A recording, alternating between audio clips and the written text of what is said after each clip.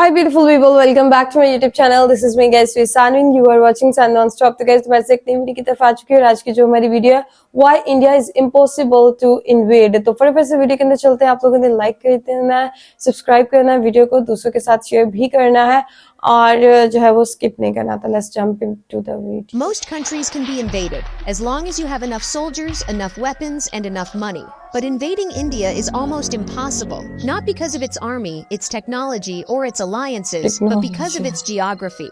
India isn't protected by man-made walls like China. It's protected by mountains, forests, deserts, and oceans. To the north of India stands a wall of ice and stone, the Himalayas, the tallest mountain range on Earth, stretching farther than the distance from New York to Miami, and every kilometer is deadly. For thousands of kilometers, these mountains create a nearly impenetrable barrier. Steep cliffs, narrow passes, sub-zero temperatures, and air so thin that even trained soldiers struggle to breathe.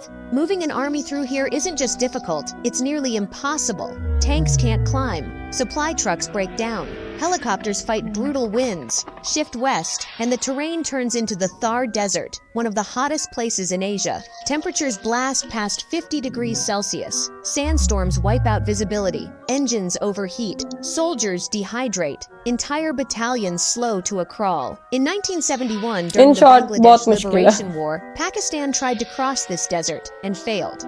In the northeast lies the Seven Sisters, dense jungles, heavy rainfall, steep hills, narrow valleys. This region is built for guerrilla tactics and ambushes, not for massive invading armies. During World War II, Japanese forces tried to enter India from Myanmar through this route, and the terrain stopped them cold. So, what if someone tries to attack from the sea? That's also extremely hard.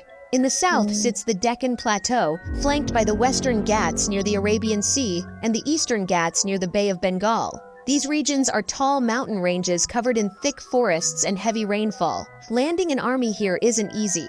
And don't forget India's navy, with over 130 warships, submarines, and aircraft carriers, makes it even harder. But let's say, somehow, an invader gets past the mountains, deserts, jungles, and seas. What waits for them is one of the world's largest, most experienced militaries. India fields over a million active soldiers backed by massive reserves. Its missile command can strike across continents, and this Indian military has fought in everything: glaciers, deserts, jungles, and high-altitude battlefields.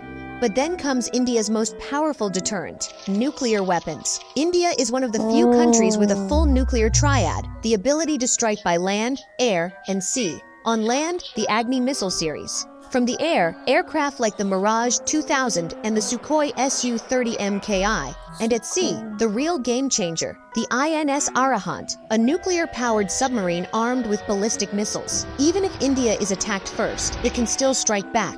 Even in the impossible scenario where an invader captures a few cities, then what? India's true strength is its people, 1.5 billion of them. Any occupier wouldn't just face the military, they'd face millions of civilians who would resist, protest, and fight back. No modern power has ever successfully occupied a nation this big and this diverse. Then comes the geopolitical cost. India is not an isolated nation. It's a major partner for the US, Europe, Russia, and Japan. Any invasion would trigger sanctions, global backlash, and possibly international military intervention. In today's world, attacking India isn't just a military gamble, it's an economic disaster. Okay guys, ये थी सारी video और मैं एक चीज यहाँ पे ये बोलना चाहूंगी कि सबसे टेक्नोलॉजी को, सारी चीजों को एक साइड पे हटा के जो है वो मेरे ख्याल से आर्मी आपकी स्ट्रांग है, आप पावरफुल हैं, तो मतलब आपको कोई टच भी नहीं कर सकता। आपके जैसे कि ट्रम्प साहब ने सैंक्शंस भी लगा दिए, सारी चीजें लगा दी और वेनेजुएला में जो है वो तहलका मचा दिया, उसी तरह से जो इंडिया के साथ नहीं कर सकते, ठीक है, बिकॉज उनको पता है कि इंडिया के ऊपर हाथ डालना कोई इतना आसान नहीं है। आर्मी भी है, फिर एक बहुत बड़ी मार्केट है उनकी, तो मेरे ख्याल से इन्वेट करना उनको जो है वो बहुत ज्यादा मुश्किल है।